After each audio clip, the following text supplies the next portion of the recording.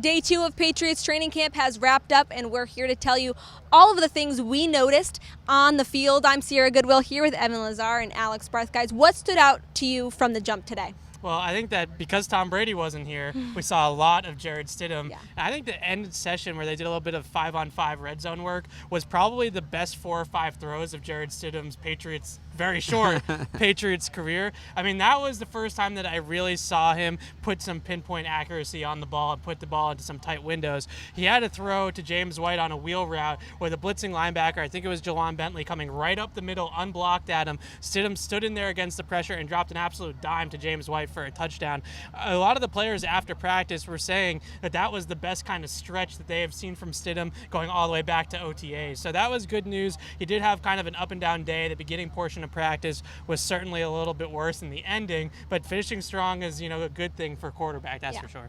For me, it was Joanne Williams, the rookie corner. I didn't think he had the best day today. It's going to be tough for him until they get the pads on, so let me throw that caveat on that. He's a guy who wants to hit, who wants to play physical, but he got some bad matchups against Phillip Dorsett, and that's not the kind of guy he should be covering, but he was a second-round pick. You hope, if not this year, the next 2-3 years, he has a big role in the defense, and it's clear that he's going to have some trouble with these burners getting started. Now, again, when he can jam them at the line, that might be another story, but I thought he showed me today that he still has some room to grow before he's potentially opposite Stephon Gilmore. And we have to mention no real improvements with Isaiah Wynn physically today. He did leave practice early. He did return, but again was not a full participant in drills, which is concerning. But we'll see again as training camp progresses if he gets a little bit more involved. Yeah, you'd like to hope that it's like a slow burn with Isaiah Wynn, that they're just easing him back into it. Yeah. But I think we're sort of kind of approaching, once we get to the pads on, of maybe Joe Thuney being the starting left tackle in week 1.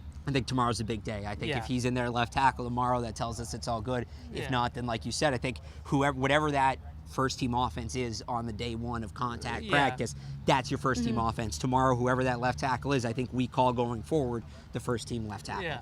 And now we got to talk about the best plays of the day. What got the crowd going? I know you're dying to talk about the punters, Alex, so let's start with you. So Jake Bailey, he had a couple impressive punts today. He had 3 hang times over 5 seconds, including one that was 5.45.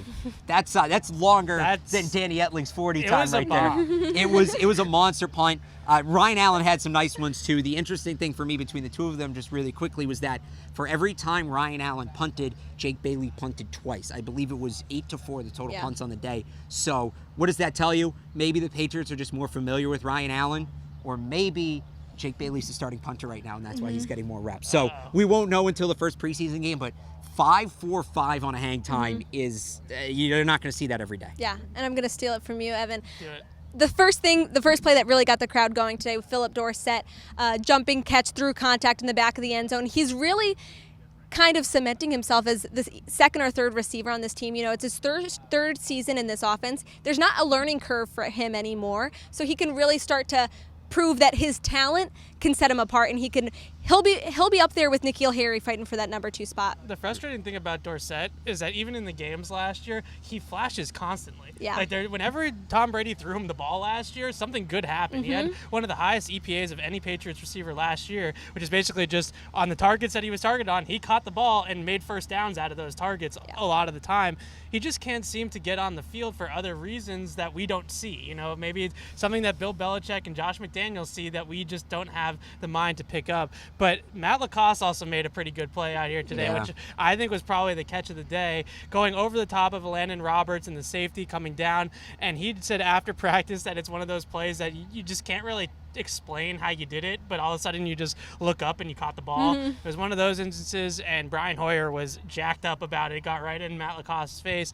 LaCosse has looked pretty good in minicamp and also in these first 2 practices as a receiver. We'll see how he is as a blocker, but I think that he has a little bit more receiving upside than maybe we thought when they signed him.